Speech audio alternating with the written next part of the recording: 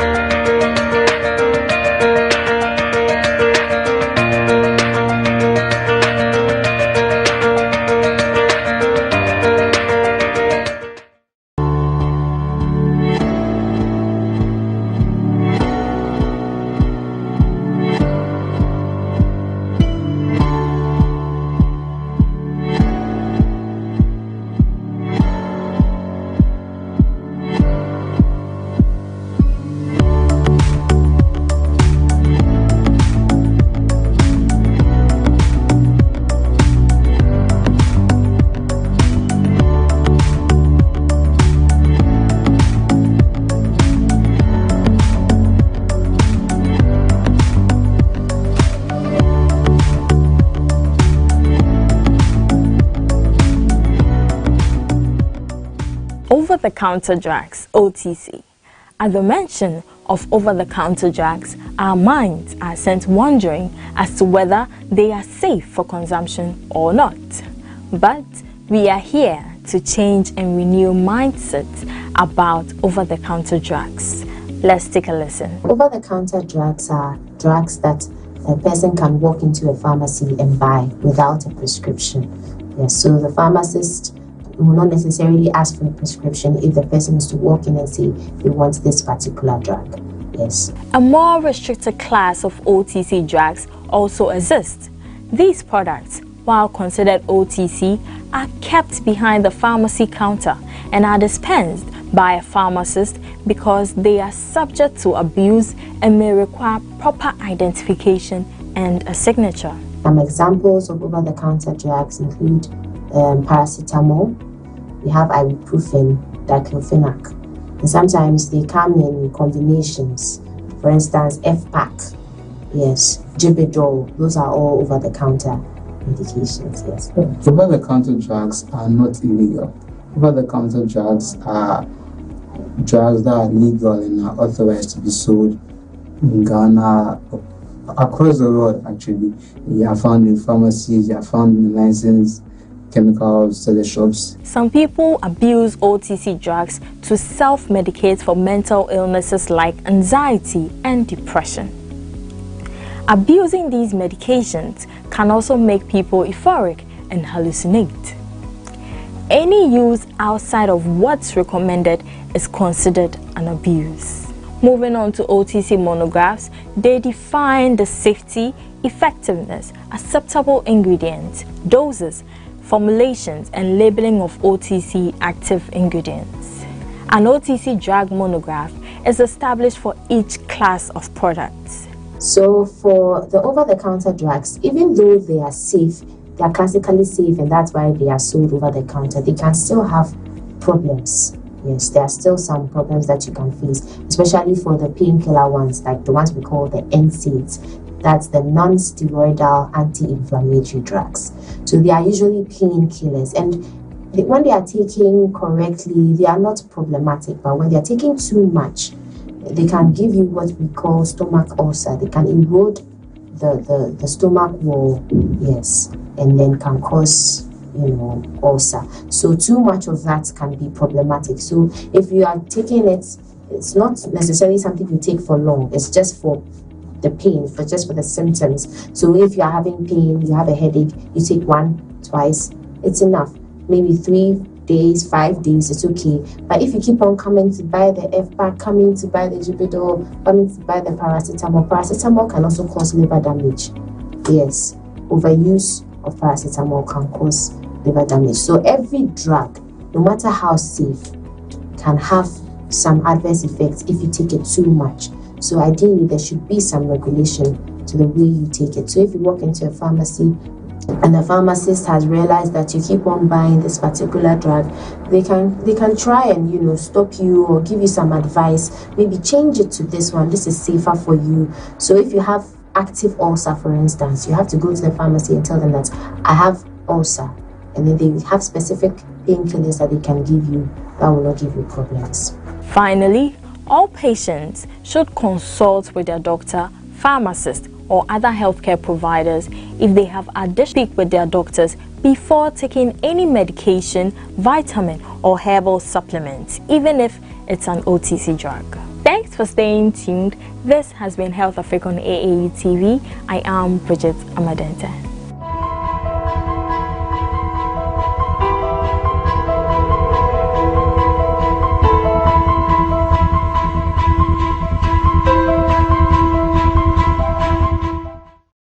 I'm here with the Association of African Universities Television, AUTV. I just want to say that without the media, you won't know what's going on in the world. Even with the media, you sometimes don't know what's going on in the world. So you need to tune in to the reliable sources who are really on the front lines, who can give you the information you need and give you facts, not conjecture, give you real news, not fake news. And this is the place to find it, AUTV. The voice of higher education in Africa.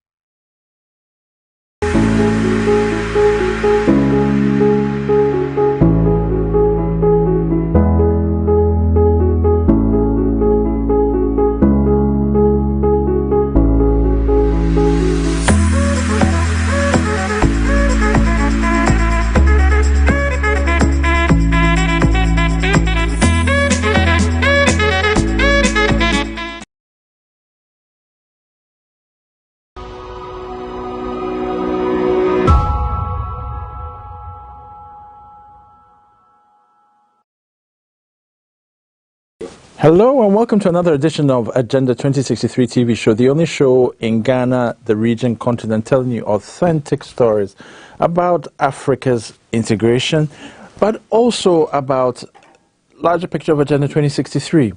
Although we spend the better part talking about issues related to the African Continental Free Trade Area, we're always going to return to the issue of Agenda 2063, reason for which the show is here and reason for which we will need to know the Africa we want. So we're very happy to be coming to you, to your homes, to your laptops once again, and we hope to be able to give you another fine edition. But we're going to take a break in a minute, and when we return, give you two excellent segments. We'll be right back.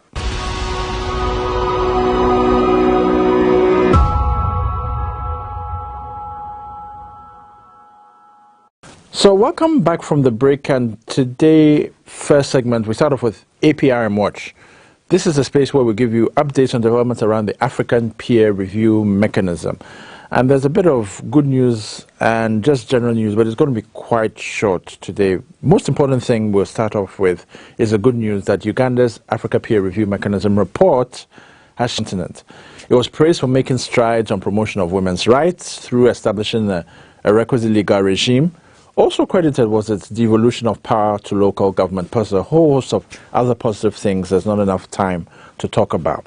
Last week, the Africa Peer Review Mechanism Youth Network held a webinar that explored the role of civil society in strengthening democracy and good governance in East Africa during, post and beyond COVID-19 pandemic. We understand the meeting, the webinar went quite well, very well attended, and a lot of very interesting things were said, which will form the basis of important reports going forward. Finally, as the Africa Peer Review Mechanism prepares itself for South African review in a couple of weeks' time, the WhatsApp group that has been set up in preparation for all this monitoring has been really buzzing up and down on discussions by youth about modalities for the preparations. They're very keen to know exactly how they can participate and also what they can do to make sure that it is a constructive and holistic review for the country. So that's all that we have for you this week on Africa Peer Review Mechanism. We're going to take a quick break and we'll be right back with the next edition or next segment, which is the Ear on East Africa. We'll be right back.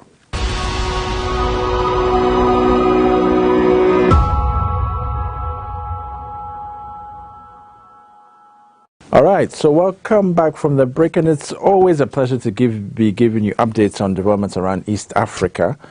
This one, I really want to say thank you for Beverly Ashun giving us this segment, producing this segment. So we're going to start off with the economic front, where mobile money fraud hack has plunged Uganda's banks into chaos. There's been a lot of noise around mobile money all over the place, but in Uganda in particular, the majority of Ugandans don't really have a bank account, and mobile money services are very useful for them. It's widely patronized because of its convenience. Mobile money payments are largely used in agriculture, energy, health, and education. At least $3.2 million is estimated to have been stolen in the latest incident, which occurred on October 3rd. According to local papers, the hackers used around 2,000 mobile money SIM cards to gain access to the mobile money payment system. Then they instructed the telecommunication companies, who then paid out mobile money to these different SIM cards across the country. From investigations, at least 2 suspects linked to the Kampala-based Pegasus Technologies have been arrested. We thank God for that. We must be careful not to have something like that happen in different African countries, especially Ghana. We turn to security, where Egypt is seeking Kenya's help in a row with Ethiopia over the Nile Dam. Now, stopping over in Egypt from his trip to France, President Kenyatta and his host Abdel Fattah al-Sisi have agreed to work closely on the issue of the Grand Ethiopian Renaissance Dam.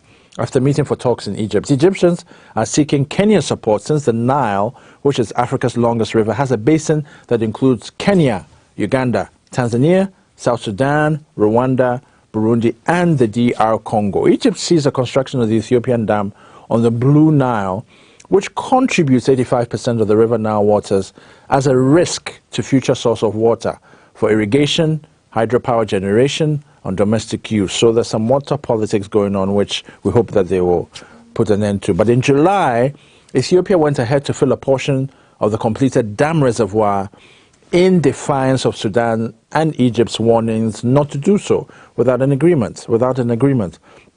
Khartoum and Cairo fear that Ethiopia's 4.8 billion mega dam project will eventually diminish their historic water share from the Nile River. So there's a lot of issues going on around this whole issue of Grand Ethiopian Renaissance Dam, a lot of water politics, and it's still unfolding. It's still going to play out, and we'll definitely be giving you updates. But what you need to know as we come to a conclusion on this particular story is that Kenya is, however, of the view that external entities like the AU may be able to help come to a solution if this water politics keeps going up and down, because they're not quite sure whether it's all going. But water should not be a problem. It shouldn't be a source for politics. You know, water is a common good for everybody. And if it's uniting countries, it should do so. And it should not be causing conflict. So we hope to give you better stories and better updates on this Grand Ethiopian Renaissance Dam over the next couple of weeks, so that we can all finally breathe a huge sigh of relief that water is going to bring us together rather than divide us. So thank you for that. We're going to take a break in a minute, and we'll take you straight into the important guests who will be speaking to us about volunteering, African Union, Agenda 2063, and the African Continental Free Trade Area. Thank you. I will be right back.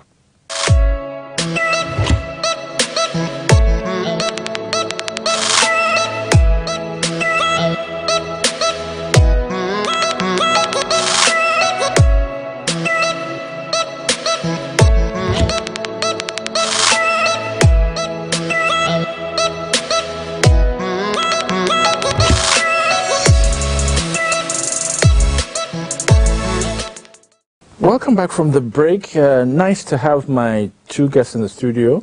It's been a while since I had 2 guests, for obvious reasons. Corona, threw, us all asunder. But hopefully we're getting things back to normal. And so we'll be able to have more than 2 guests over the next couple of weeks as well in subsequent discussions. But the most important thing today is that topic. And I'd like to think that this topic is an unusual one in the sense that we don't, when we think about this theme, there are so many different ways of approaching it. A lot of us have issues around volunteering, because when we talk about volunteerism, we feel that it's volunteerism with indefinitely. What we're trying to do with today's edition is to say that for a cause that is bigger than yourself, so African Continental Free Trade Area, the AU, ECOWAS, whatever, you're volunteering for something, but what are some of the things that are motivating you to continue volunteering, hoping that, you know, things will change, but also knowing that even if things do not change, you are building some kind of profile portfolio? That's what we're trying to achieve with today's edition, where we're talking about after volunteerism and Agenda 2063. So the two guests in the studio are here to help us demystify and unpack that in a particular way, particularly because both of them are part of the After Policy Network Volunteer Scheme, which has been running for quite a while, since the network was set up a year ago. But the whole idea with the After Policy Network, we understand, is that is an opportunity for people to also gain some appreciation of what is, of how the African diplomatic community works, how African Continental Free Trade Area works, as well as how Agenda 2063 pans out in this whole discussion. So it's important to hear all these things from the horse's mouth, and that's why we have Charlene Asiedu, and then we also have Audrey Biney to help us do that. So I'm not going to ask who will go first. I'll just first of all start off with Charlene. Charlene, nice to have you in the studios of AAU. Emmanuel, nice to be here as well. Okay, and thank you very much for taking the time out, because we know that you have other things to do. Just because you're a volunteer for the Policy Network doesn't mean that you don't have other things to do as well. That's what we're trying to unpack and reveal for a lot of people as well, that you decided, knowing that, you know, the After Policy Network, you're going to be volunteering your time, there's not going to be any pay, they'd still go for it. What was the motivation for you? Well, okay, so the aim of the After Policy Network aligns with my goals. So, okay, first of all, let me talk about myself. Sure. I am currently a master's student studying international affairs. I have a background in sociology and Arabic, and I am trying to take a diplomatic path. Okay. So I feel that this policy network offers me the opportunity to meet certain people who have already been in the field for long, and then allows me to also network, connect, and then gain experience, of course, in the field. Okay. Because I'm currently unemployed and I need this. Actually helps to better my profile. Okay. Yeah.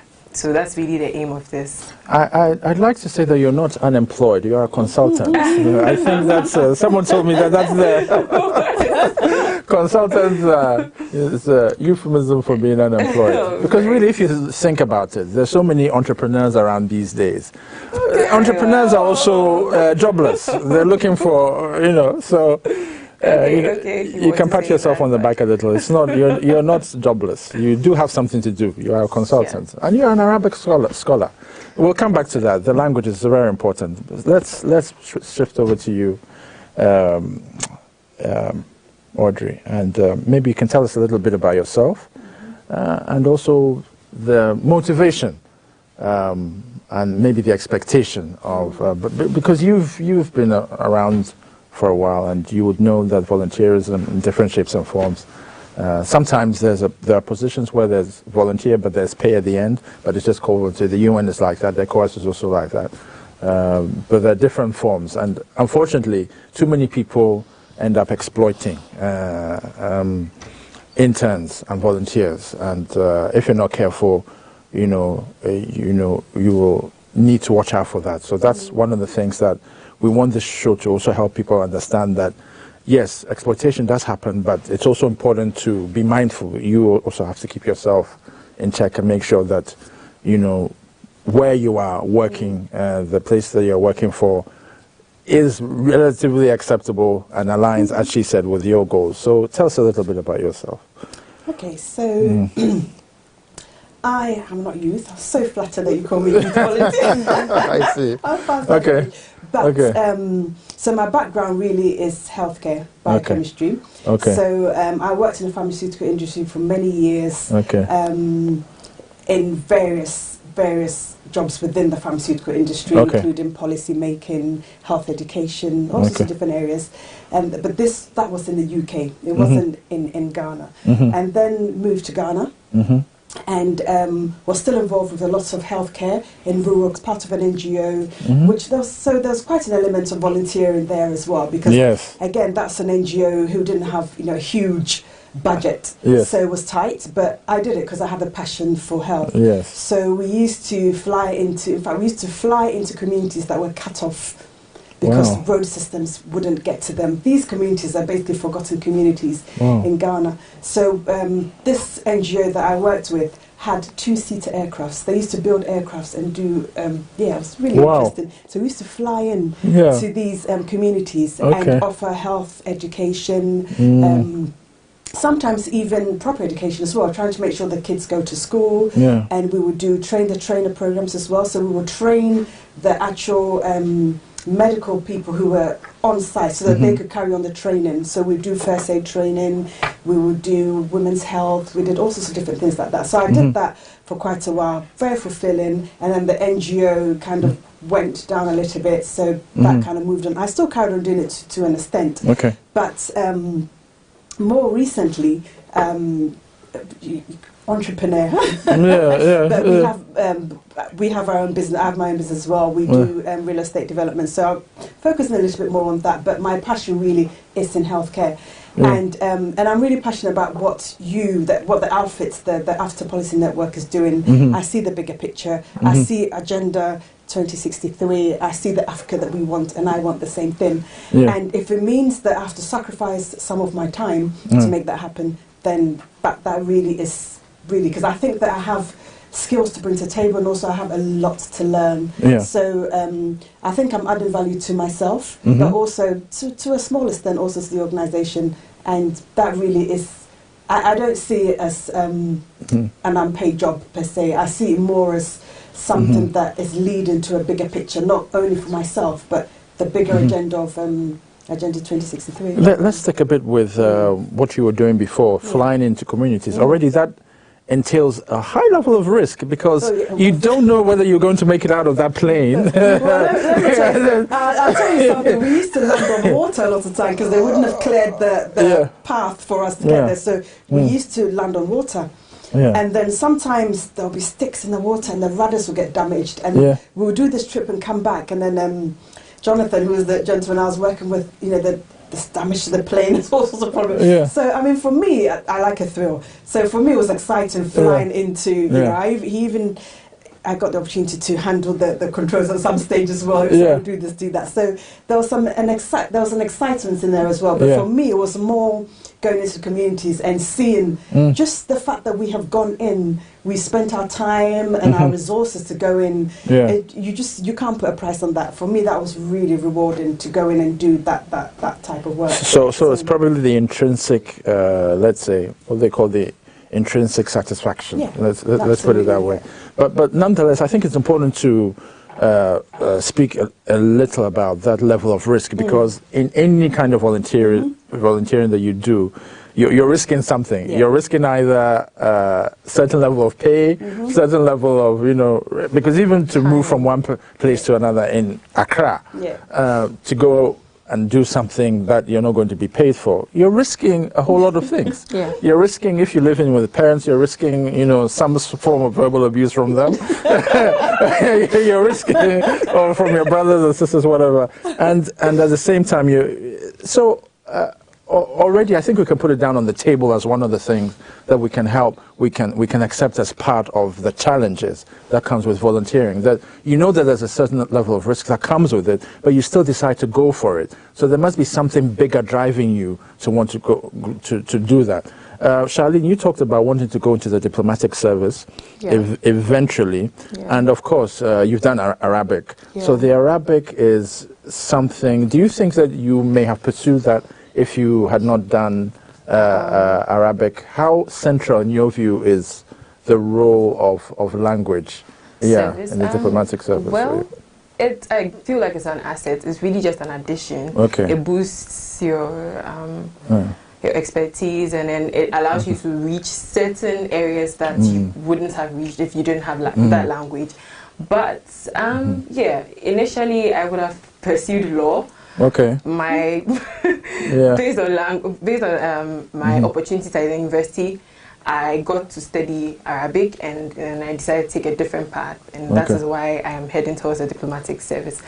I would be exposed, obviously. I have had some experience with Middle Eastern countries because I spent a year abroad studying Arabic, and that gave me some exposure. But I don't know if that is really where I want to head. I don't know. Middle Eastern countries would be a terrain I would want to be in, but that might not be the only space I would want to be in. My interests, however, are in tourism, arts, and culture. So even though I am trying to head towards a diplomatic service, that is also a terrain I would want to be in, because I feel like I have some expertise there as well. Yeah. Okay, but I think it's fair to say that probably the language has also taken you far.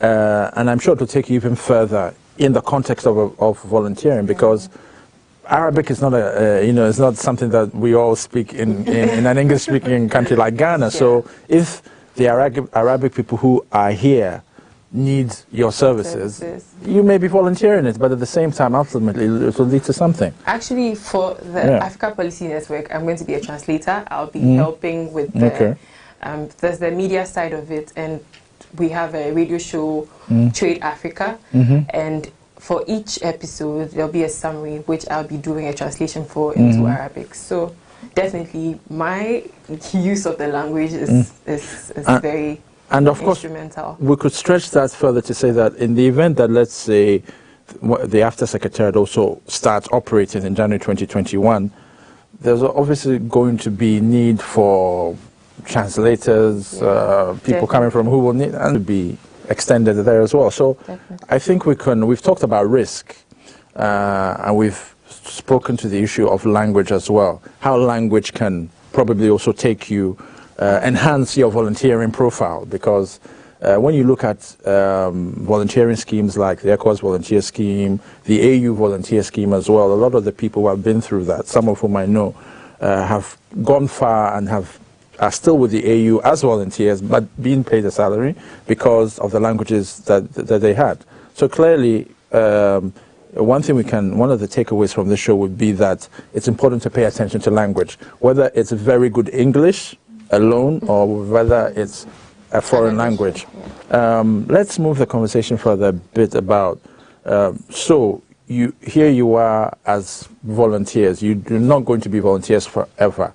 You have a certain level of skill. You decided not to stay at home and just, be applying for jobs indefinitely. How do you survive? How do you manage? What little things are you doing along the side to make sure that you keep body and soul together to make sure that even as you're not earning a salary, you're able to? This is important so that we can also help encourage others out there who may feel the need that, okay, fine, I have these skills, I have the degree or whatever, but what can I do in the meantime? Can my brother, can my parents support me a little to be able to, pursue this volunteering thing whilst I look for a bigger position?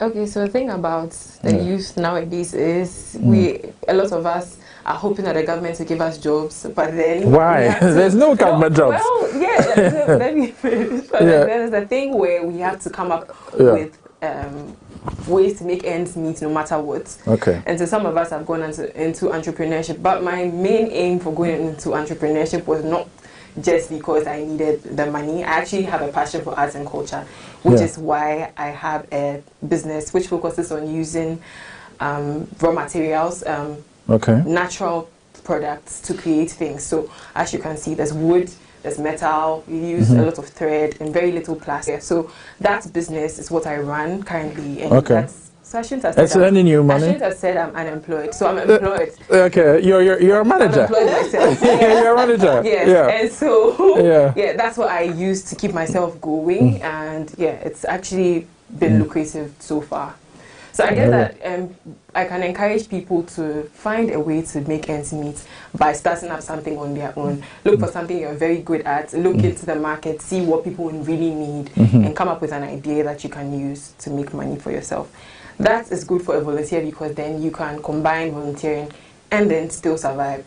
Because if you're also on a full-time job, you might not have enough time for volunteer work. Yeah. So that can be conflicting. Yes. Okay. So when we're going to take a break in a minute, and when we return, we'll come to you or to complement those. Yeah. So we'll be right back.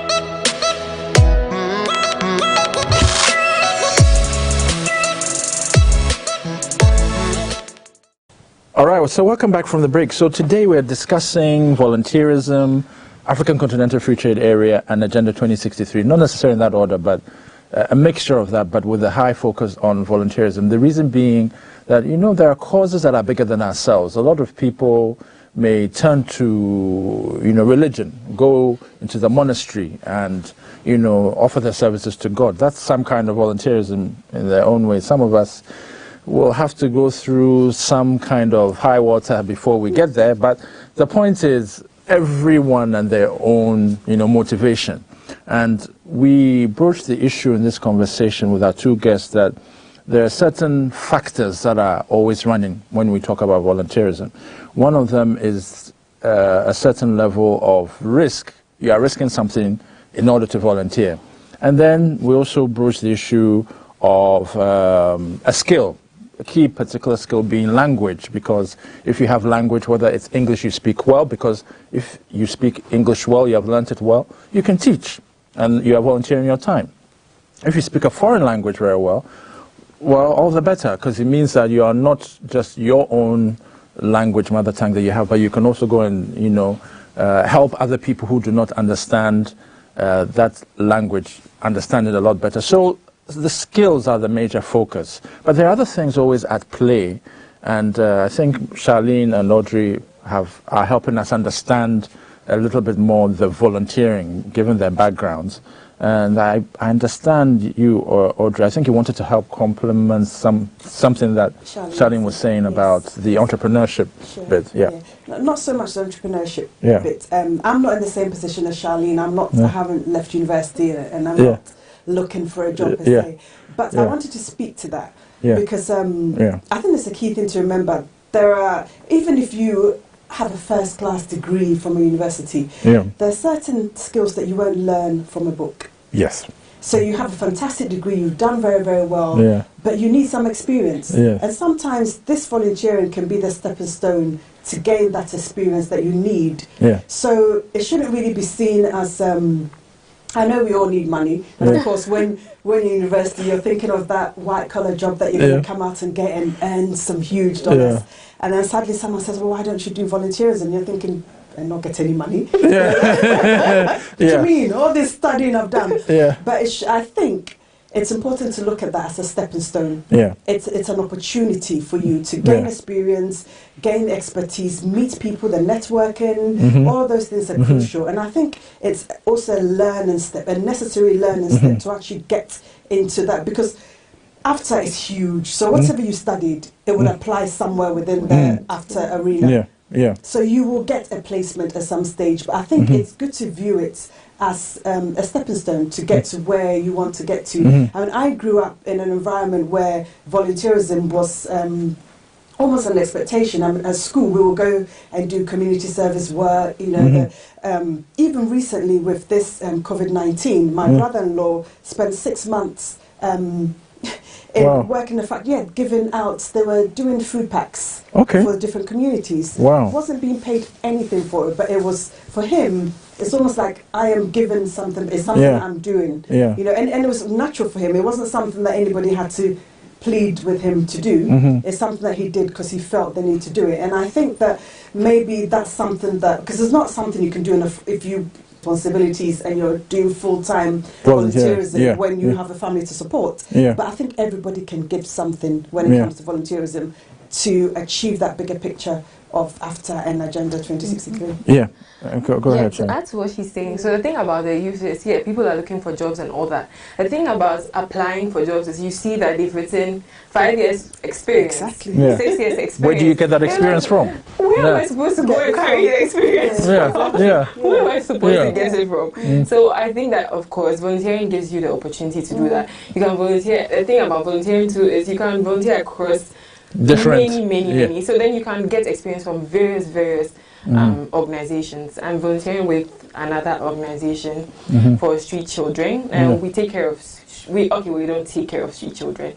We cater for their needs as very little, but then we are able to give as much as we can. There's education, there's outreach programs. It's called the True Foundation, but So then my point is, you can volunteer across various organizations and then accumulate all those years, and which can make your profile look really good in the end for whichever job you are seeking to apply for in the future. So that's a very important point. And I want to touch on something, Audrey, you mentioned, which was the networks and the networking. I think social capital is something that we cannot underestimate. And I think it's something that people who shy away from volunteerism also forget that you will gain, because nothing beats knowing that you can pick up the phone and have X number of contacts who can deliver something for you in a way that if you had not gotten into that space, it would not be there. So maybe you can tell us a little bit about some of your experience with the kind of networks that you have had over the years due to the volunteerism work that you've done, and same with you, Charlene. So we'll start off with you. Audrey. So, for instance, this project that I worked on, the NGO where we used to fly to communities, I came into contact with so many different people. I ended up on the Benhazia Schistosomiasis steering committee. So that was a country project where it was almost like a round table discussion. We were looking at how to reduce bilharzia in Ghana and eventually eradicate it. And so that put me in contact with some key people in Noguchi and around the country. We set up a conference, we sat down, we discussed how we're going to take this forward. But just being within that NGO exposed me to so many different people. It exposed me to different communities as well. And some of the communities, even when I stopped working with the NGO, I still used to visit the communities. Up to now, they still call me because I was trying to get their children to stay in school. So I became involved in that as well. And they would phone me now and tell me, so-and-so has finished school and they're now doing this and they're looking for a job. And I've kept in contact with a lot of them. So for me, those contacts and those experiences are invaluable, and it's something I would do over and over and over again. And I'm sure it's something that you would highly recommend as well. Charlene. Okay, so we had for Shoot Foundation there was a project, an educational project where we picked a few street children and then had to fund their education. Recently, one of them just wrote the BEC, and we're waiting to see his results. But according to the teachers, it's been very good. We've met, so basically our contacts have been with some teachers, some institutional heads. I mean, all those connections for me have been very good, and I feel that going forward, if I needed something, these are people I could easily fall on for any support. So basically that's been it. It's been good, and I think that there's more that we can get from this. There's more contacts we can make, and for anybody who wants to go into volunteering, you would know that connections are key. So then definitely you shouldn't think twice about having to volunteer. Okay, I guess then in wrapping up, we've already identified 3 things. So we start off with looking at the risk. Then also we talked about skills, so language being one of them. Language is not the only thing, but it's one of them. Now we're talking about networking. In your final minutes and your final wrap-up as takeaways, what would you identify as the key thing about volunteering that you would like to tell the viewers across the continent to recommend to them over and over again? What would, from the experiences that you've had, what would you like to give as a takeaway, Charlene? Can I even draw attention to Agenda 2063? I feel that volunteering is necessary, especially for Agenda 2063, because in 2063, the people who would be there, people who will be there to see 2063, half of them are not the ones sitting in their main positions right now. Of course. It will be the youth. So if the youth decide they're going to lose their attention and not pay attention to the fact that 2063 is ours, and the fact that we need to put a lot of effort into making those goals come into a reality, then it will be very bad for us, because the ones who are sitting there right now and taking all those decisions won't be there to see it. We really need to work towards it. And so giving our time, giving our effort will be very important. And then also, if we put a lot of effort into volunteering, we won't have a lot of time for other idle things, a lot of complaining about things that are going wrong around us, fighting all the crime and things. I mean, a lot of effort would have been directed into very important things and how to achieve those goals on Agenda 2063. So I think really we should volunteer. It's necessary. Great. Finally with you. I totally agree with what Charlene is saying. And I think that Agenda 2063 is for the future generations. And to achieve the Africa that we want, which is what Agenda 2063 is all about, sacrifices will need to be made, and they will need to be made across board. And I think the younger ones in particular need to sit up, and we need to look and see where we actually fit into this. We all need to have a collective responsibility for achieving the goal of Agenda 2063. It's not about a certain group of people. It really is about collective mindset of everyone and wanting to achieve the final goal of Agenda 2063. And it will take sacrificing. And sacrificing is volunteerism. And there are personal gains as well. So it's not just about the future generation. It's about what you can gain now. So, yes. All right, fantastic. So on that note, and for all those of you who are watching out there, I guess you've taken a lot of notes from today's edition. Usually we come and talk big English and, different things, and we go our way. But I think today we wanted to make it a little bit practical for you out there to understand that even though we're talking about Agenda 2063, the people who came up with Agenda 2063 obviously knew that by the time that Agenda 2063 comes, they would most likely not be around. Their grandchildren are the ones who are going to take the helm. And therefore, who are the people who need to carry that vision? It is you right now who has to carry that vision. And in whichever way, shape or form that you can do it, whether it's volunteering with an international network, whether it's with an NGO, whether it's with street children, the thing is you are contributing to the Africa you want, because street children are also people who need to be taken care of, and people in villages need to be taken care of. That's all also part of the Africa we want. So we just want to remind you, as you pick up your copy of Agenda 2063 and read through the 7 aspirations, keep explaining, is about the AU becoming a global player. And with the African Continental Free Trade Area Secretariat being here, there's so many opportunities for everyone, whether you're youth, whether you're my grandparents, or whether you're someone who feels that he doesn't have many skills. There's so many opportunities. So what are you going to do to make sure that you also contribute to that vision of Agenda 2063 and the larger goal, the larger market that has come to us through the hard work of a lot of people who know that they will not be here to enjoy it? What are you going to do? That's the question you should ask yourself. And once you're doing that and you're picking up your copy of the book, I also encourage you to check out the programs of AAU TV. tv.aau.org. You find out all the beautiful programs. They're doing a lot of great work here. We want to say thank you to the production crew for the great work that they do every single day. And thank you very much. We hope to have another exciting topic for you next time we come to you. Keep sending us your comments and have a great day. Goodbye.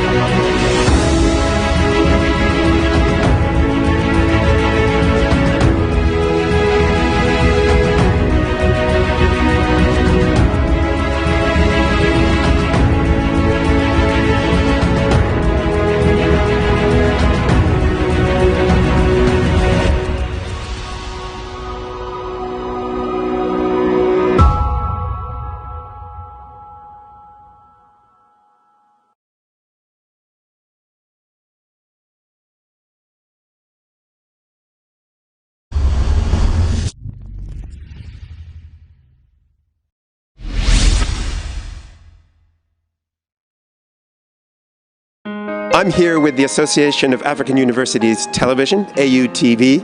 I just want to say that without the media, you won't know what's going on in the world. Even with the media, you sometimes don't know what's going on in the world.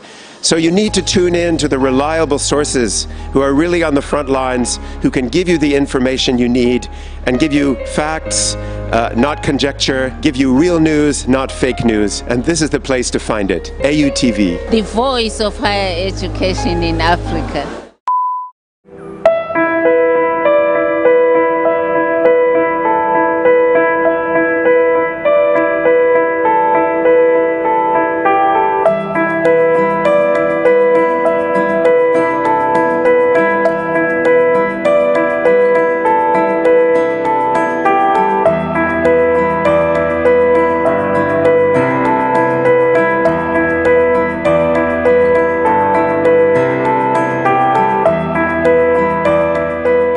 The African Centers of Excellence came on board fully about 3 years ago. There are 10 of them in Nigeria, as you are very familiar, in 3 broad areas. In the areas of STEM, in agriculture, and in medical sciences. What Informed is most importantly the need for knowledge and technology in Africa's development. 2/3 of economic development comes from technology and better applied knowledge and skills. Then there's a lot of bridges, there's a lot of hardware and roads, etc. That's important, but that's less than 1/3 of economic growth. 2/3 of economic growth is using your resources better. Technology and being smarter, being innovative. And that comes from education and skills. We started that engagement with the World Bank, and later that year we called a meeting of all Nigerian universities to discuss on which areas to support. And we narrowed down on postgraduate training, research, and enhancement of learning environment.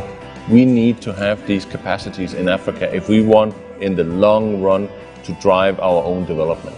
And the only long-term solution to that is strong universities. 10 centers are located in 10 different universities, so no university houses more than 1 center of excellence. 3 of the centers are in the areas of agriculture. Bayero University Kano houses the Center for Dryland Agriculture, which has now become a regional center, bringing together researchers and practitioners from the West African sub-region.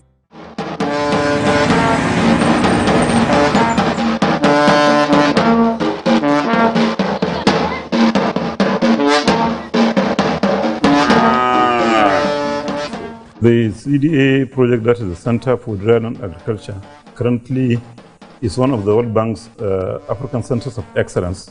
The reason the university established CDA is to address the challenges facing the drylands, not only of Nigeria, but of West Africa in particular. The center was established essentially a training center at the postgraduate level. We also carry out research and development activities. So we sit on the tripod of teaching, research, and outreach. The Sahelian region of West Africa is becoming drier and drier, and the practices of the past of the Sahelian cannot be used to sustain the growing population of this area. That's why the university set up the Center for Dryland Agriculture to carry out research on dryland agriculture, to assist farmers to face the challenges so that even with the dwindling rainfall, there will be increase in harvest. Here, what basically we do is to bring together different set of data sets and then to be able to manipulate, overlay those data sets, and then to see how do we predict, understand the status, nature, and the dynamics of the happenings within the dryland environment, and then to make policy recommendations. As a student with the center, my work focuses on one of the key elements of dryland. Talk of dryland is soil and water, scarcity of water, and then infertile lands. So I'm working on diagnosis of nutrient limitation and imbalances in the northern Guinea savanna of Nigeria. Quite a number of countries have capacity to actually predict the kind of projected yield you will have so that they'll be well armed in terms of repositioning themselves in terms of the prices of commodity. Fully knowing the advantage of that, here at the center, for all the NSC and the PhD programs we have, GIS is compulsory. We are reaching out to a large community and we do several things. Some of them including how to make them get feeds for their animals during the dry season. As you know, this is a real issue in dryland and is one of the sources of conflict now in the country, lack of feeds for animals, which leads to pastoralists and farmers having conflicts all over.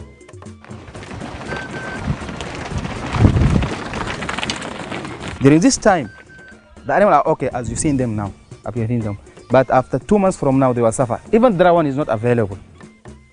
So if you use the abundance of dry grasses now with agri-byproducts into form of wafer like this one to be stored using binder. This binder is starch as binder, it's source of energy as well as binder to bind it like this one. This contains the mineral requirement, protein requirement, and energy requirements. All requirements for the animals are here. Any kind of ruminant, even camel, sheep, cattle, goat, they are ruminant. This is a plant tissue culture laboratory. It was established to propagate crops that are very high yielding or that are already improved, and then you want to have them in large quantities. We have students right now from about 9 countries. We get applications all the time because the program sells itself through the students. They tell others about Kano, about the university, and about what we are doing. My study, it will help the society in terms of how they are going to manage their own resources. I want to improve the productivity and the efficiency of sorghum and maize. This is a good challenge for all Mali and all countries in Africa. We have acquired skills in which we only read in books. We have acquired skills of improving our teaching. We have had access to trainings, that we never thought that we will have them around in this country. What these programs are new, they are robust, addressing issues of the dry land. I think so far so good. We are on the right track. We are moving towards excellence. The idea is to be a center of excellence. We in Nigeria sometimes we have low expectation of ourselves, but we can be the best we can be. We can compete with the best in the world, and the center is showing that that is indeed possible, not only in UK but in Nigeria.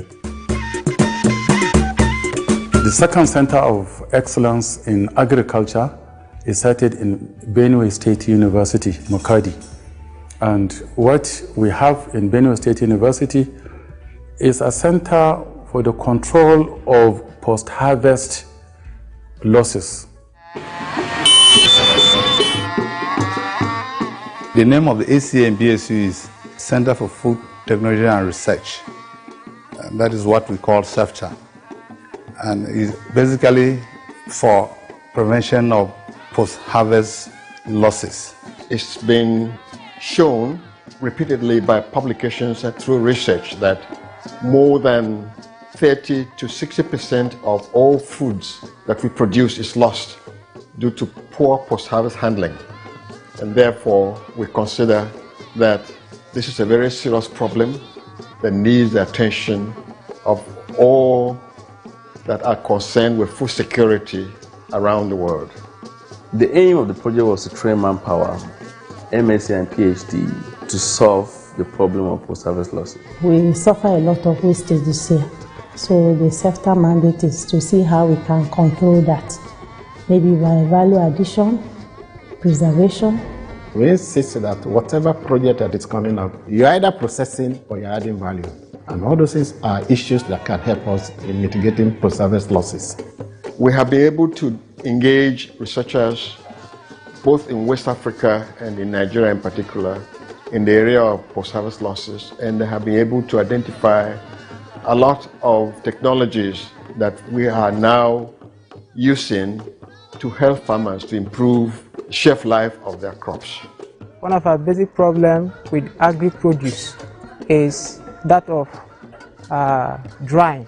The method that are used here for drying, they are local methods, which I consider to be very unhygienic and unprofessional. First, we considered issues of a system that would work for that, and then we came up with the system you are seeing here.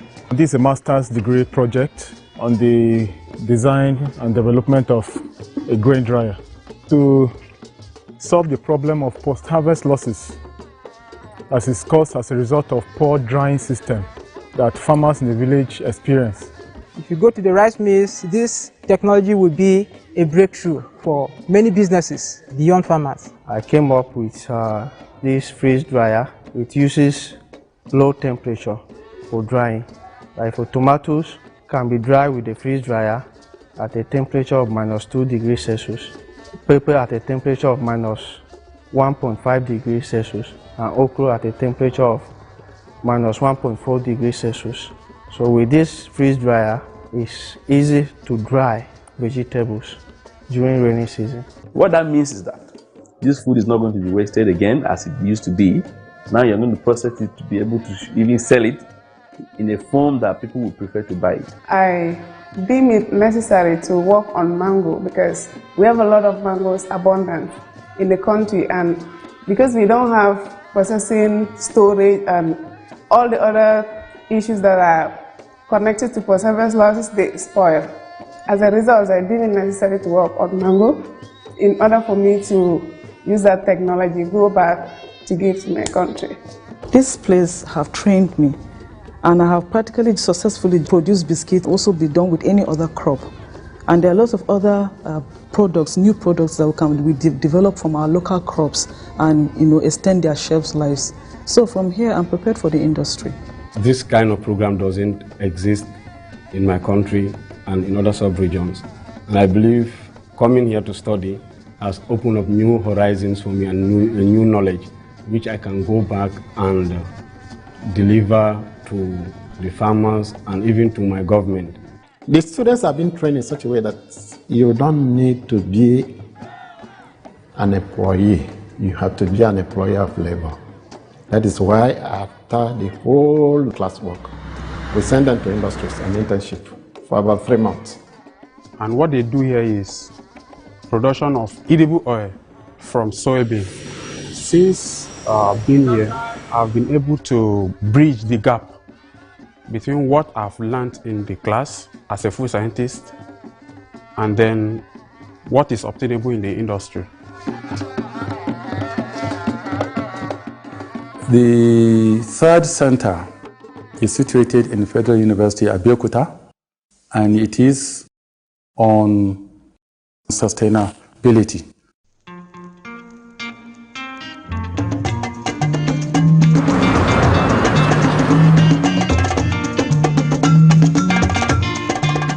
Agriculture being our very strong area, we decided to name the Center for Agricultural Development and Sustainable Environment.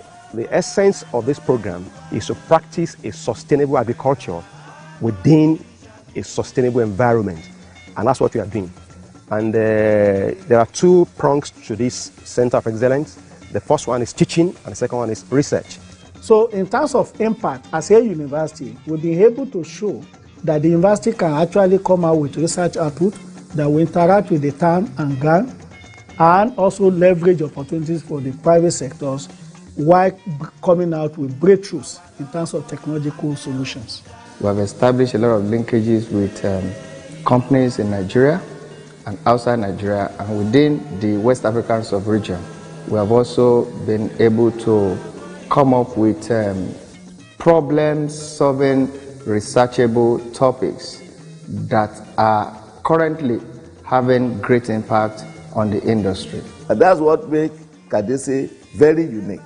Our projects are user-driven. We have been able to attract about 150 students into this program, average of 50 students per cohort. And out of this 150 students, we also have 13 of them who are from outside Nigeria, precisely from Gambia, Togo, Liberia, and then we have also Sierra Leone. Cadets have created an opportunity or an environment that has allowed research not to be kept on the shelf. That's one unique thing I learned about cadets. I have seen 2 Gambians who have graduated from here, who were sponsored and trained by cadets. And the impact that they are making at home is very impressive. In cadets, we have been able to take care of all the nodes along the value chain. Is it from the breeding? Is it from the agronomy at the production level? Or is it from the rearing of the animals themselves? Processing and adding value to the animal before it goes to the market. And that's what we have done. And it's creating quite a lot of excitement. These goats I'm holding, red goats. The goats originate from the Kalahari deserts. And the kind of research I conducted on this animal is to test the efficacy of turmeric, that is kokumalonga. This is Kalawad as a result of the male Kalahari and the female Wad. I work on ginger and garlic supplementation, adding it to the feed of the Kalahari goats. And as a result of my project, it has increased the weight of the animals. We want to look at how are we going to practice animal agriculture, or what they call livestock agriculture, within the context of a sustainable environment. I've improved our whole local turkey through selection and crossbreeding, because it is believed that the exotic cannot thrive well in this part of the world. So we are trying to improve our home so that they can be as meaty as the exotic and to be resistant to some diseases and harsh weather. We need somebody to think of developing a fertilizer, and of course we noted it down. And that's why one of our students now has developed a fertilizer. It didn't just come from the blues. This is a poultry litter pelletizing machine. It's used for making pellets from poultry waste. And there's this integrated poultry farm where poultry is being produced. Found out that the wastes that were generated there were just useless, used for nothing. It affects the environment because of the pollution it causes, the smell and all that. So I felt something could be done about it. So that was how this idea was brought about.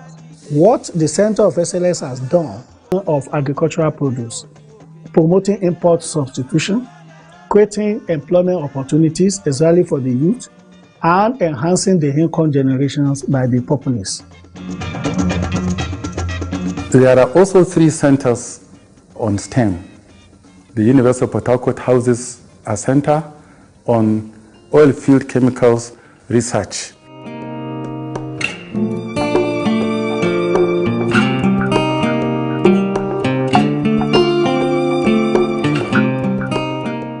The oil and gas industry has been dependent on foreign inputs in terms of technology, in terms of the chemicals. It will surprise you, we import sand from Ottawa, from Canada. We import bentonite from Wyoming. But these things are right here in our backyard. So at the end of the day, we are just busy servicing the other country. Now Nigeria say, no, time has come where the quantum of what's going on in the oil industry, at least 70%, should be in country. And that's why we are here. My research was bordered around the use of chemicals to enhance oil recovery and oil production. So I should have naturally done that, continued in that line. But when I came back home to Nigeria, I heard about C4. I got more interested in it because it gave me a different perspective of how you can actually enhance oil recovery using waste, local waste. Right now, we worked on the bentonite. We've been importing bentonite because they think the local bentonites are not useful. With our research, we had a very useful breakthrough where we can now use Nigerian bentonites. We've been able to develop products on corrosion inhibitors and other oil field chemicals. So what we see is that a kind of big marriage between industry and academia. Here we have a loop that is used for hydrate formation simulations. This loop mimics the offshore environment, and anything that has to cause depositions are not allowed to occur. Those depositions in the form of hydrates for gases. So what hydrates does that it blocks the pipeline. So this is the loop that tries to simulate that environment. These are students who will have found it very difficult because the kind of training we give them is the kind of training you have to send people to the US, to the UK, to Australia. They're getting it right here in Nigeria. Here I have waste from okra, actually the head, and then I have what we call potash account here. We have some leaves that we use. This one, the okra, acts as a polymer. This is the palm kernel oil. It acts as a surfactant, it's a surface active agent. And then we have this, the account, which is an alkaline, because in your chemical recovery you need these three chemicals to be able to recover oil. What we do is we get the need of the industry in terms of what they need in these chemicals and commit the students to focus on this research. And this helps us to also have the industry to participate in supervising curriculum development. The reason why we're doing it, first of all, one is to eradicate the high level of toxicity in these chemicals that we import. We're moving away from the conventional methanol, the conventional PVPs that is being used. We're trying to see if we can get local materials that can do the same job of those PVT. So what this loop is doing for us is to help us screen those inhibitors. University of Port Harcourt is famous as an entrepreneurial university. We believe in using your brain power to solve human problems. This is novel. This is new. You will not get this anywhere. And I'm glad that it will be here that we would have that record, that we were first to bring this to the limelight in C4. Beyond those that enroll from Nigeria, we also have collaboration within the region. Students from the West African sub-region are coming here now for training in this area. What we have achieved so far is what I call internationalization of academics at home. Because in some of these countries, they are not strong in petroleum and oil field related research. So we are hopeful that in the nearest future, it will be a catalyst to develop human capital in Africa. Ever since I came here, I've learned a lot. I used to only know about the petrochemistry, but I've got to know the formation of the petrol, to the production, and to final use of the petrol. One thing learned in Port Harcourt is always think outside the box. And to me, that is very good, where we can be able to get people who will be able to think seriously through problems so that we can solve them. We have a company, Nigerian Natural Gas Company, endowed a building, a professorial chair, and a mini refinery for research. And some of our students are on it. Everything that happens in a conventional refinery happens here, but on a mini scale. Because we know that the usefulness of crude oil is only realized when you break down the molecules. And that's the problem we have. We get crude, we'll export, we buy back. Each time we import those materials that are useful to us, we employ people abroad. We empower people abroad. But by being able to look inwards, we not only make more money for ourselves, we also empower people by making them employed. The target of the federal government is that at least 70% of what is happening in the oil industry should be domiciled in country. And this is an answer, obviously.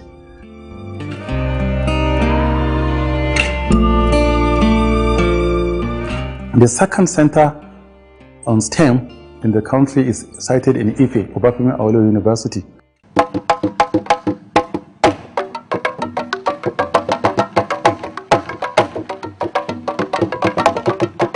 We have a group of minds dedicated towards thinking, innovating, building mobile applications, web-based applications to combat challenges in different sectors of the Nigerian economy. So we are looking at a way where we can build IoT devices at low cost that will meet world-class standard, because that is the goal.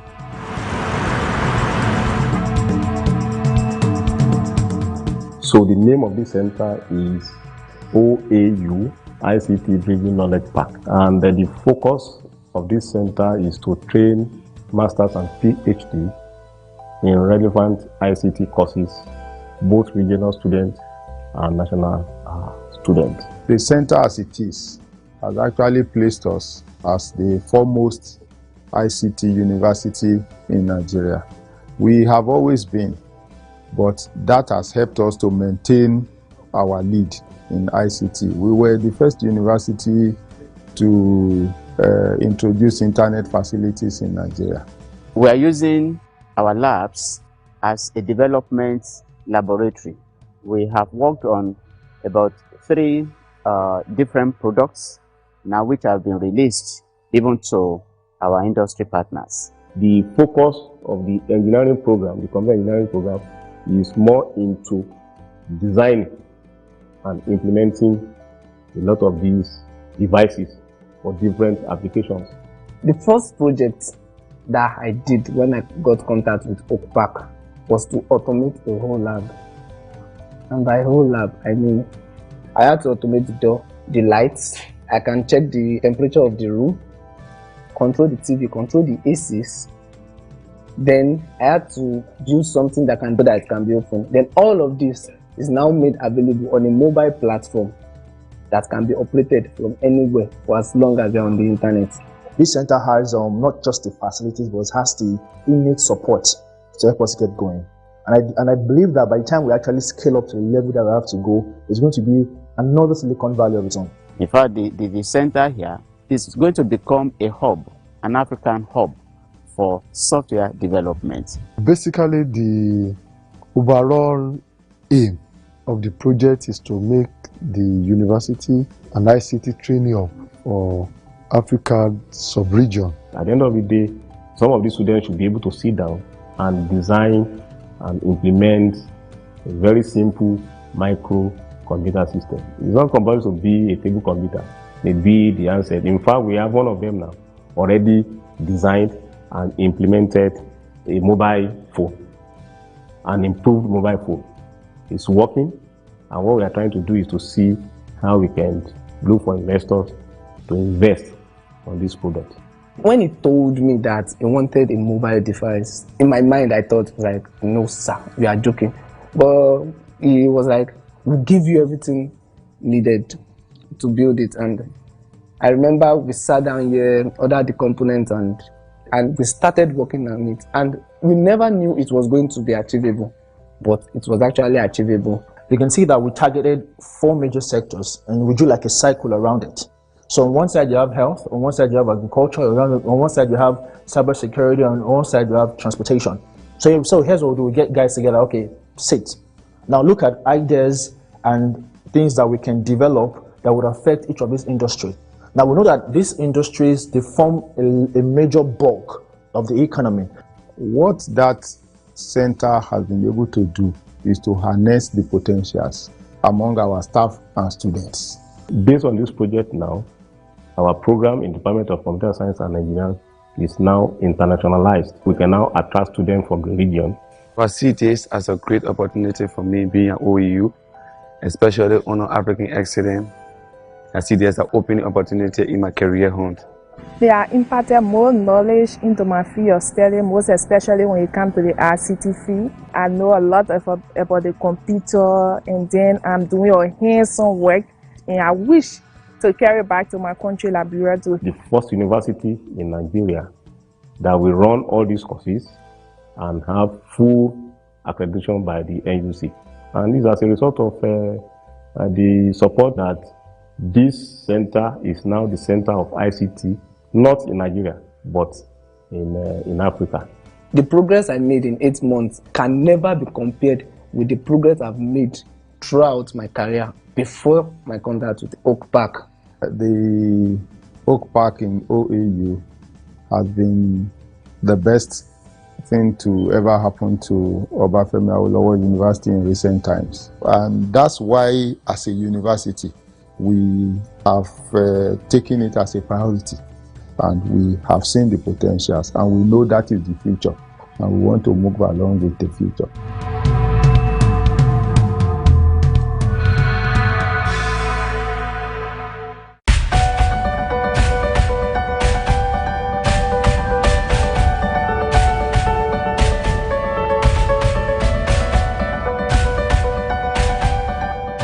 We were able to fabricate organic light emitting diodes based on a pressure assisted technique to reduce the amount of power that these devices will consume. So we want to make energy stored in batteries and supercapacitors in form of electricity.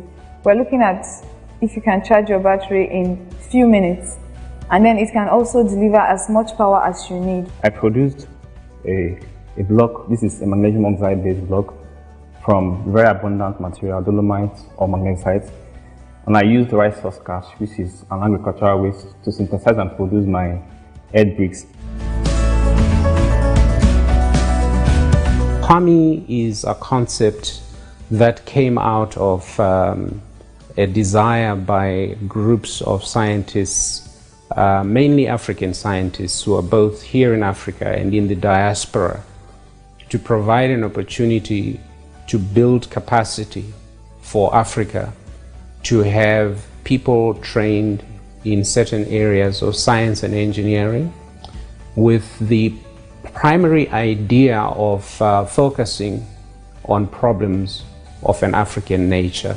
And so this group of people got together to look at how to solve these problems. And it is that getting together that gave rise to the proposal to have a Pan-African group that we use the science of materials to solve infrastructure problems.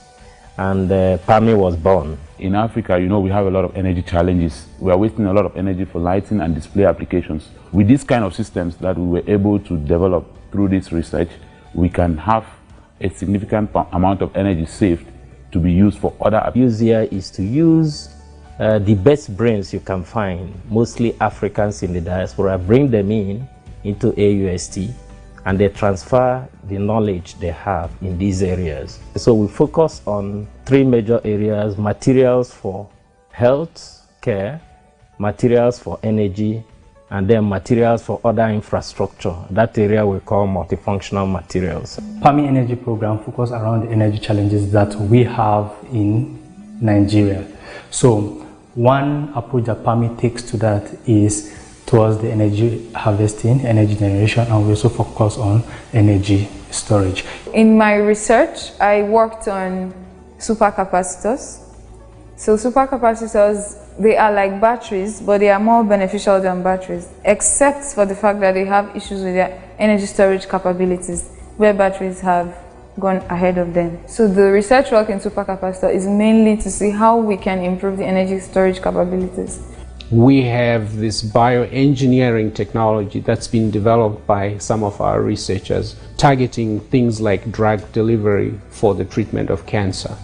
Breast cancer being suffered in Nigeria here and Africa as a whole doesn't overexpress on the receptors which the white people out there use to develop the drugs.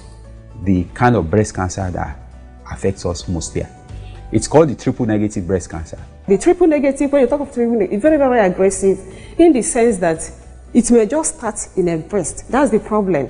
You just go check the characteristics. Yes, it's a cancer. In the next 2 weeks, oh, I've gotten the drug that will cure it. It will change the characteristics again. So it's not stable. So that is really the main problem of triple negative, and it kills. If we can be able to get a receptor or a hormone which can be overexpressed on the tissue we have in the country here, the cancer we have in the country here, then that will be a breakthrough, and that's the breakthrough which we have gotten. So the next step now is the drug. And one of our major outcomes is that we have found a drug that kills very effectively the kind of breast cancer that affects us most here. This program tries to work in the area of developing technologies for improving on mining and minerals processing. So we focus on barytes and gold. These are two major areas: barytes to address the oil industry, gold. We need to refine our crude oil, and one of the things which we need to do so from the whole source. And for us to do this, we need a waiting agent, of which barite today has been taken as a better substitute to those ones which have been used earlier for now. So we feel it's actually adding values to those things. We help us stop the importation of barite into the country. So it is this PAMI project that has enabled us to get to a level where Total is now talking to us, and we are now working with them. We're also receiving additional support from them. And their interest is to make sure that in the near future, the oil industry in Nigeria can source barite from Nigeria. We are quite happy, with the level of achievement of most of our students and the kinds of interactions that they bring to bear, on the university itself. Centers are focused on health issues or medical issues. The first one we speak about is that in Redeemers University.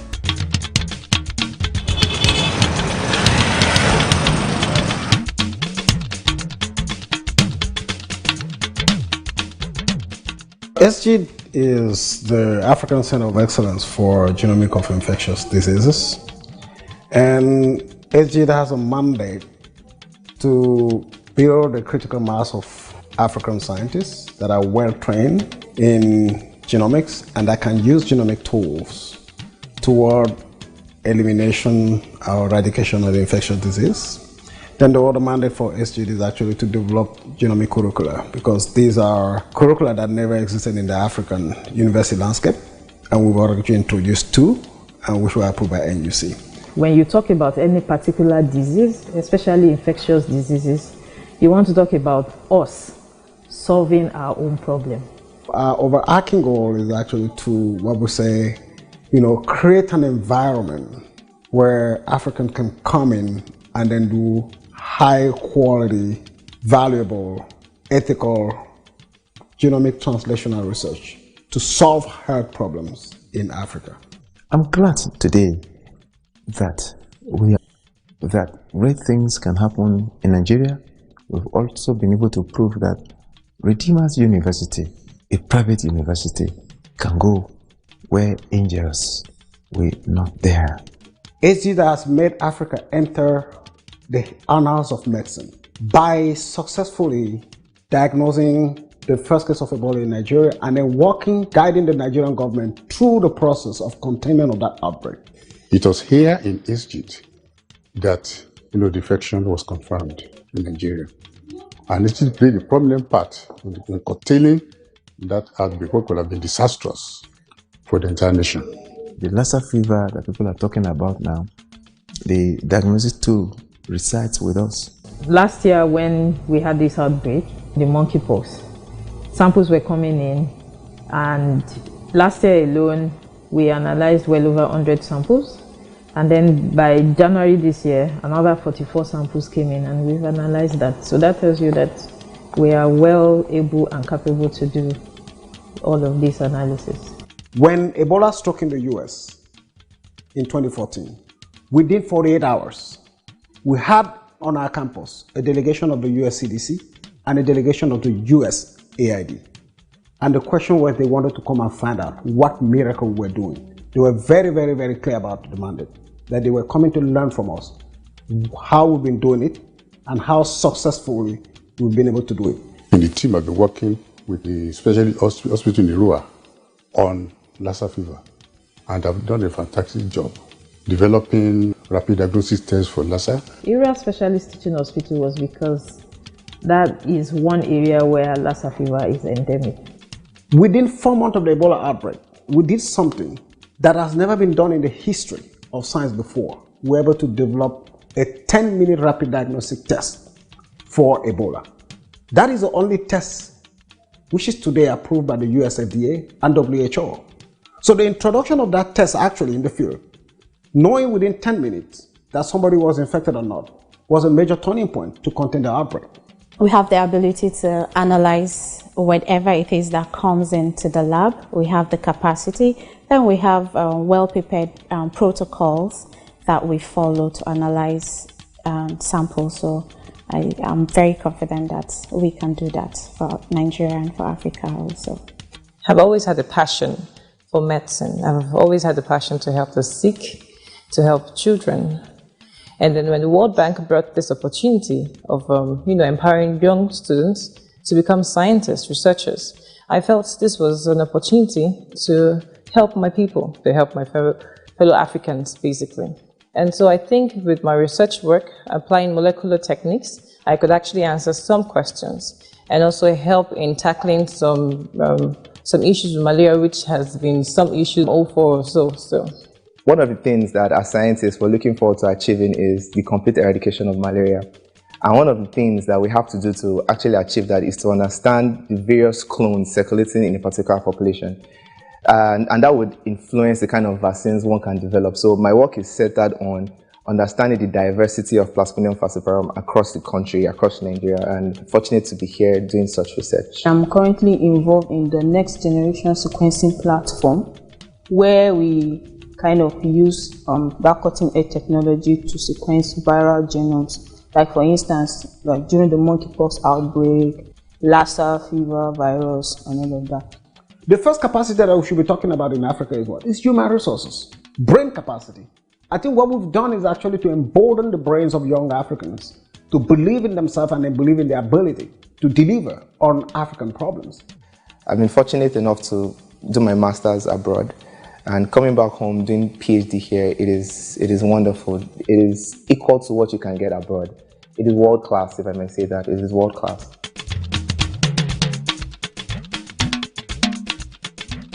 The second center is in Benin, and health issues. It's to do with reproductive health.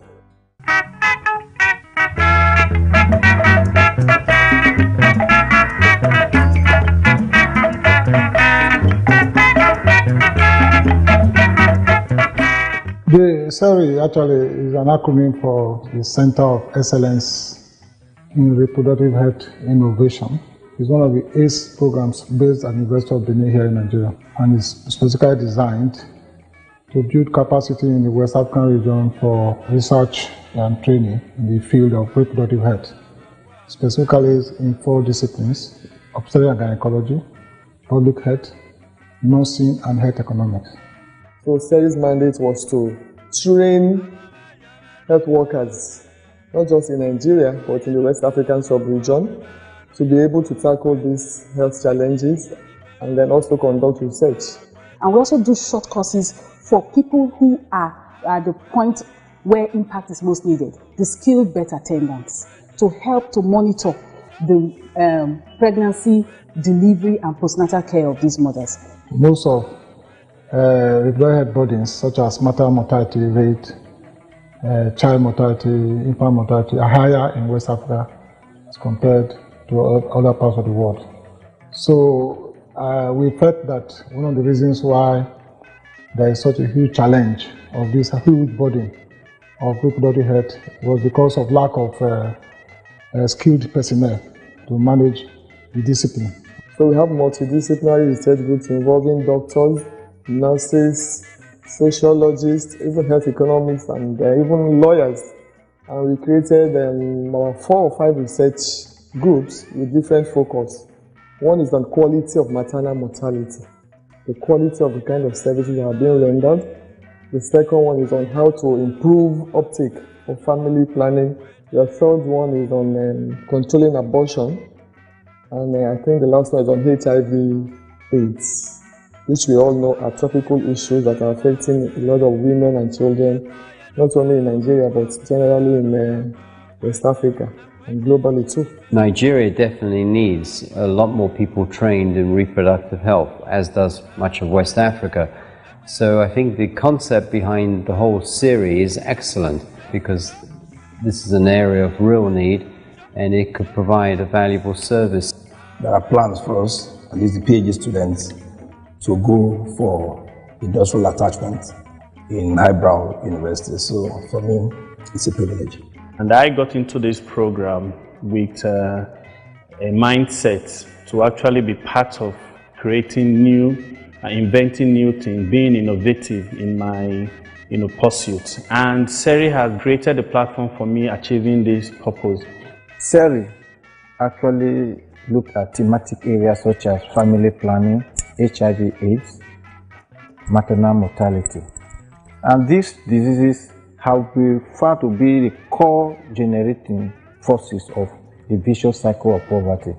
TERI is a special center, a center for innovation in reproductive health issues. So if you want to undertake a program, you would want to go to a specialized center. And I think that is why most of them, the Gambian students, the foreign students, they are mainly from Gambia. That is why they came. When we came here, we were very enlightened about the program, about maternal health, child health, and how to tackle the problems that Africans are facing, especially the Gambia. I believe that when I get back to my country, the Gambia, I'll be able to make an impact through advocacy and research to make sure that things that are a burden in reproductive health, especially maternal morbidity and mortality, is scaled down to a reasonable amount. Here, students are compulsorily moved to go for internships, either outside the country. Some students have gone to Harvard, some have gone to Kenya, some have gone to Ghana, because we believe that these graduates must be ready for the industry when they graduate. So that anybody that gets the SERI, Masters or PhD can be sure that he can practice this profession anywhere in the world. The whole idea is to have a holistic approach to the problems of reproductive health. The next center of excellence is in Jos, University of Jos, and it is on piper medicine.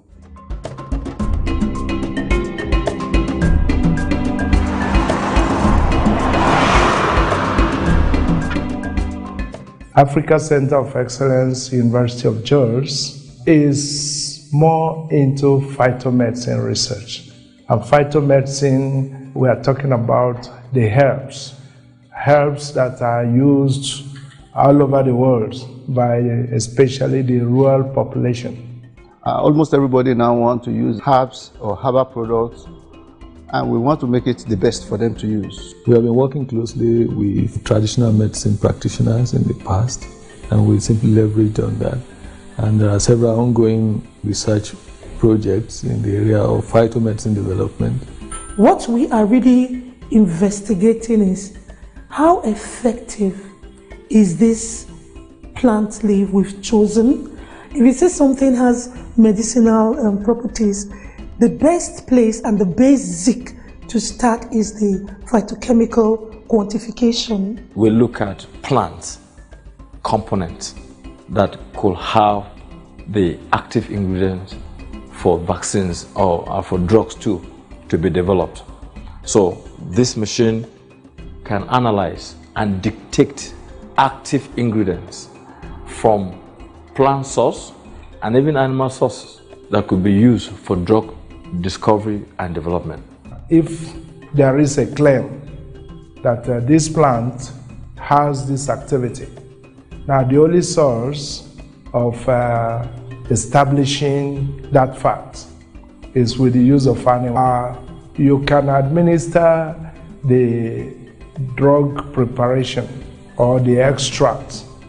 Once injected, you can establish that, I have observed that this plant has this activity or that activity, that this is the effect of the extract on the animal when administered. That of late has become very expensive. How to keep rats and the rest of them. Even the space is also a problem. Also, the recent human rights problem. By the time we do research in this part of the world, they will tell us no, we did not follow the ethical way of doing it, that the rights of the animals have been abused. We now thought of another model, the fly model, in the sense that the fly has about 75% genome similarity with the human. For that reason, we can study psychiatric problems with the fly, can study diabetic problems, hypertensive, and so on. So more than 100 years ago, the developers have started using this fly called Drosophila. Actually, molecular science started with it in terms of animals. And the gene of these flies was even cloned before that of human being. The genome was completely known before that of human being. So recently, with the help of this African Center of Excellence, we got to know about it. And we have now come to the knowledge of using it instead of the rat to do what we call preclinical trials, testing for toxicity. We have one anti-fertility drug. So you just take 2 capsules and the woman is prevented from pregnancy for 1 year. We have tested so many of these herbs for diabetes, hypertension, and cardiac problems. The center has also successfully, and we announce this with every sense of accomplishment, joy, and happiness, has been able to develop the anti-snake vaccine successfully. One of the advantages of this vaccine is that unlike the ASV, conventional ASV, it's heat resistant. So it can be carried around even under extreme temperatures, up to 40 degrees, 50 degrees. And not only that, it has activity on different species of the snakes.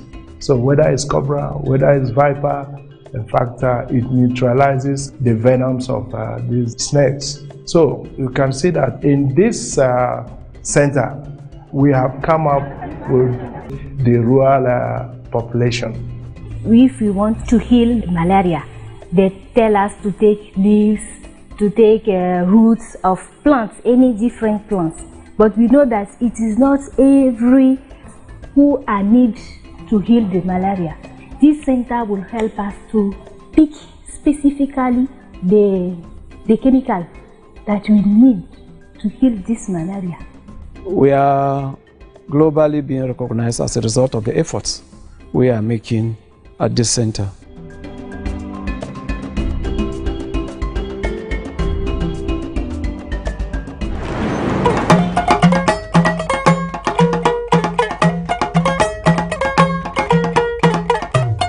The African Center of Excellence for Neglected Tropical Diseases and Forensic Biotechnology is one of the World Bank centers in Nigeria that is focusing on health.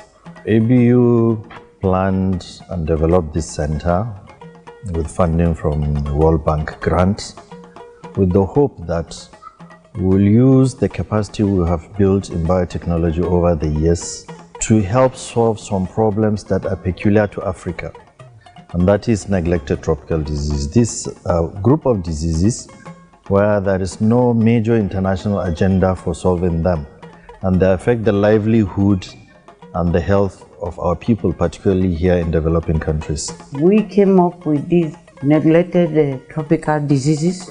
There are several of them, but we felt the 3 pertinent ones: trypanosomiasis, filariasis, and rabies. Neglected tropical diseases are diseases that affect mostly the rural populace within the nation, and they constitute the largest proportion of our populace.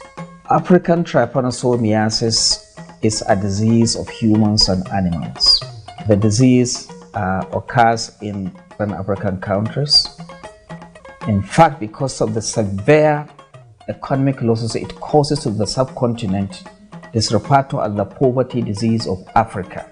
So our focus as a center is how do we address this problem so that the larger populace will be taken care of in terms of their health, in terms of their social impact, and in terms of the economy.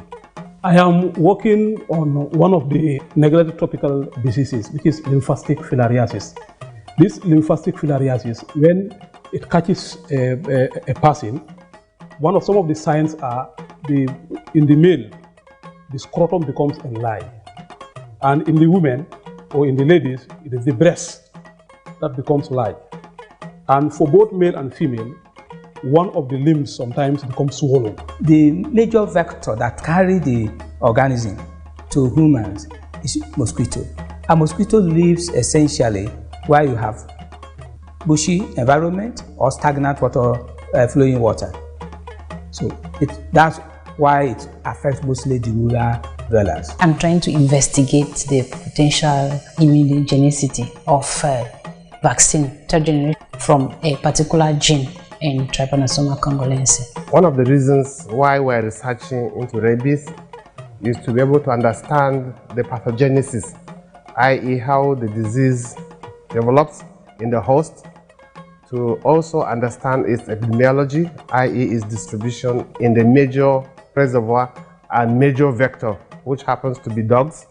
So what we are trying to do is actually to get information that will tell the public that, look, you have dogs in your house, you're trading them or you're rearing them for pet purpose or possibly to be slaughtered someday. You need to know that they could be apparently looking healthy, but be walking around with the rabies virus. And if you are not careful during the course of maybe trying to play with them or walking around with them, they could be stimulated and maybe beat you. There they spread the disease, because the transmission of the disease, the major part of transmission of the disease is through their saliva. Basically, I collected blood samples on filter paper from cattle in 2 regions in the Gambia. And then I also collected retrospective data from the ITC, International Trypanosome Center. So basically, we wanted to know from the retrospective analysis. And what we are doing now is to really look at what are the issues that affect us and what are the solutions we can provide as researchers. We are hoping that we will not just be the only center, but we'll be able to provide the manpower that will be able to man similar centers that will spring up in the future. These are the 10 centers of excellence, 3 in agriculture, 3 in STEM, and 4 in health issues in this country.